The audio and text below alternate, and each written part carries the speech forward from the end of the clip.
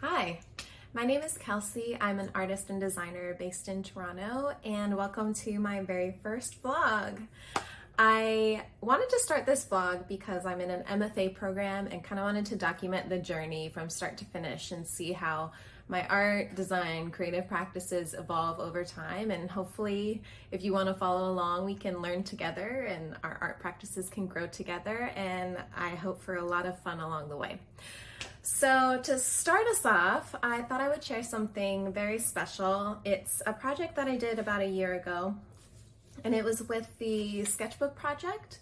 They're based in Brooklyn. They recently shut down, but this project still was kind of a big turning point in the way that I think about art, think about how to involve technology in art, and think about how to really experiment with my sketchbooking. So this is her. We're gonna go on a quick tour and I'll share a little bit about the process, the things I loved about it, the things I maybe didn't like so much about it, and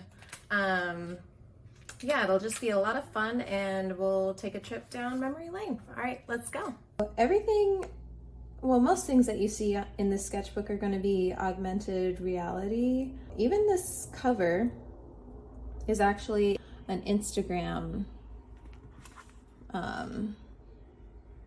filter, and you can kind of see the little animated dragonflies popping up as you scan over the sticker.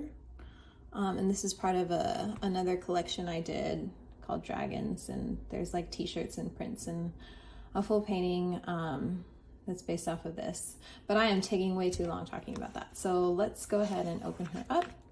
First, we start with kind of just some instructions of how to use it. For the AR, I used Instagram's filters and the Slide AR app, and I marked them accordingly so that you can, as you go through, you can see which platform you'd need to use to open up the AR. This one, probably one of my favorites. I did this on Spark AR as well. And let's see if I pull up the right one. There we go. And it's Santorini, like kind of daytime to nighttime, which is kind of cool. And then for the other side of this spread, it's called Juice by the Sea. And it's just a little poem that pops up when you scan it. So that's this spread. It was really fun. This one's really cool. I used a Slide AR app for this one, and that's actually this app right here, and I have a whole bunch of them in here that I'll keep showing you. But this one, when you scan it, little koi fish should pop up. We might need to move it vertically. Come on, baby. Oh, there we go. We got it. Stay. Anyway, that's it. Super wonky. But again, this is a sketchbook, so we're just playing. This next one is also done in Slide AR. When you scan over it, it actually opens up like all these little extra details on top, which is kind of cool.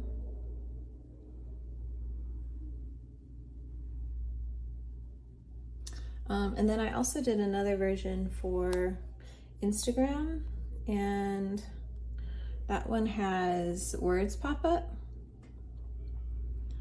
So we're gonna see if this works. Things aren't always as they seem. Slide her up. Beauty can be poison. Yep.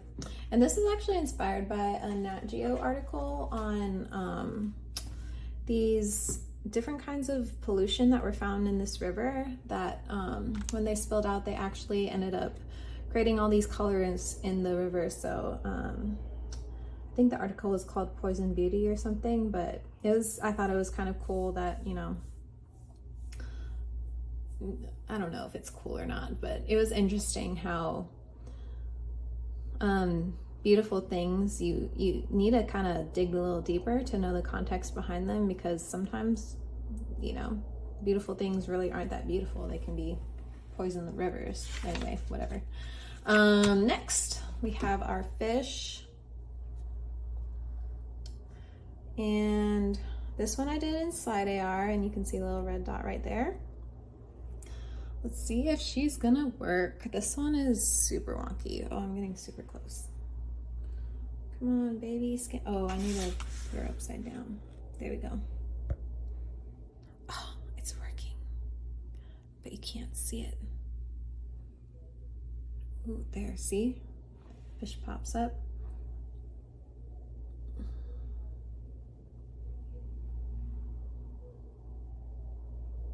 Kind of cool, but again, another little wonky one.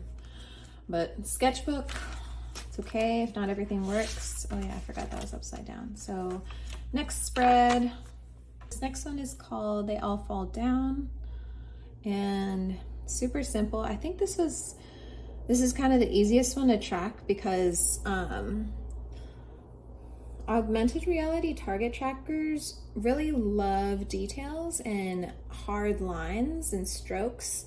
The more you can make it look like a QR code, the better it'll be. So this one I think had the most structured detail, and so it just always runs really smoothly, and it's like a really simple animation on top, which I think also helped. So yeah, that's that. And then next we have our Himi gouache, which I really enjoyed swatching this out. This is from my Himi gouache set when I first got it. She's a little messy now, but I did a whole like unboxing. And anyway, when I first opened this, I could scan my phone on top of the actual gouache kit and it would play the animation. But now that it's pretty used up and doesn't look exactly like the swatching that I did here, the animation doesn't show up very well, but this is what it looks like, and it's done in Slide AR app again. And then these are just some instructions on how you can use it on your real palette and on this piece of art if you have a palette. So that's that one. And then we have these pastel sunsets, which I actually didn't do target tracking for. I ended up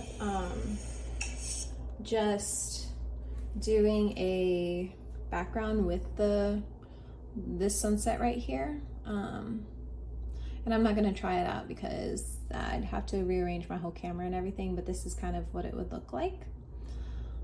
And that was a lot easier than trying to implement the target tracker technology because I didn't have to like make sure everything was lined up and yada yada yada. But here we go, our next spread. And this one was also done on Slide AR.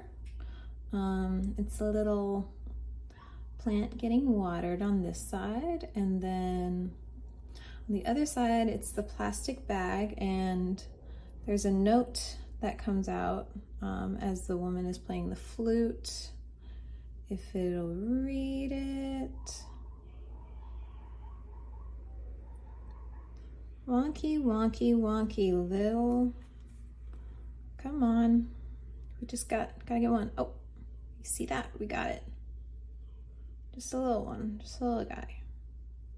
I don't know if you caught that. It's probably too small, but we're gonna move on. This next spread was really fun. This is a lucky cat, and if you scan it, this I wanted to play with like what it would look like with a full kind of bleed overline. Is that the word for it? Kind of like the Santorini spread, but this one has Lucky kind of animating on, and that was really fun to make. And then these lips on this side, probably my favorite. I think anything AR that has a lot of like spatial depth to it has been my favorite, where it doesn't necessarily have to move, but it kind of spills over the pages and breaks out of the confines of the sketchbook. I really find that super satisfying, and then you can kind of like zoom in and you feel like you're getting immersed into the artwork. So I think as I play more with AR, I'm gonna keep going with this style. Animation's kind of fun, and you know, the other ones are too, but I just love how I don't have to, like when you're working on a flat piece of paper, you have to like create illusions of depth through like scale and value and all that. But with this, it feels like you can actually create depth, but it's also funny because you're viewing it on like a 2D screen. So anyway, meta moment. Then next we have our birds. This one was super fun too. Oh, she'll read it for me. There we go. And these are just like a bunch of animating birds. A thing about this is I didn't quite do the alpha channel correctly, so it's a little pixelated around the edges, but I think if I do transparent vector strokes, I need to, well, these are not vector, these are raster strokes with like a texture, and I think that's what happened. But I would probably want to just stick with vector so that that hard line can be easily read. But I kind of liked how grainy it was and how, I don't know, a little bit punk rock there. I'm probably not holding this up right for you to see it, but those are all the little birds that show up. Alrighty, next we have our oranges. This one's fun. This one actually shows up pretty easily. So you see a whole bunch of oranges when you scan it with your phone, and they pop up everywhere. And again, I just love like the depth that it creates. Super fun. This one was kind of a little bit of a commentary on the state of our climate. This is what it should look like, but this is how it feels a lot of the time when we're talking about climate change and all that. I don't know what I'm saying right now, but this is what it looks like. This one was actually really hard to put together. I don't know why. It refused to read that these were transparent layers. Again, transparency and AR just aren't friends. This is the guy that I just can't get it to read for some reason. So I'm gonna see if it'll work this time for me. I think it's because I took a picture with pencils in the background, and so it's looking for those pencils, but it's not gonna find them. So we're gonna skip this guy, but we're gonna move on to this one, and hopefully this one works because I also took a picture with pencils for the target, but it kind of is working. Should move my camera up a little bit. Oof, she's rough, y'all. She had a rough night. Okay, there we go. Look at that. Wow, technology is so cool. Okay, next. And then the last one, I decided to play with 3D a little bit because it seems like 3D and AR just are best buds. And so I painted this little vase, and this one's kind of cool because you can kind of place the vase wherever you want it. Sorry, you can't see that. So like you can make it huge, you can make it tiny, and then I don't know if you get a really good view of what it looks like. It's like not necessarily attached to the target. I think even if I didn't have this here, this vase would show up.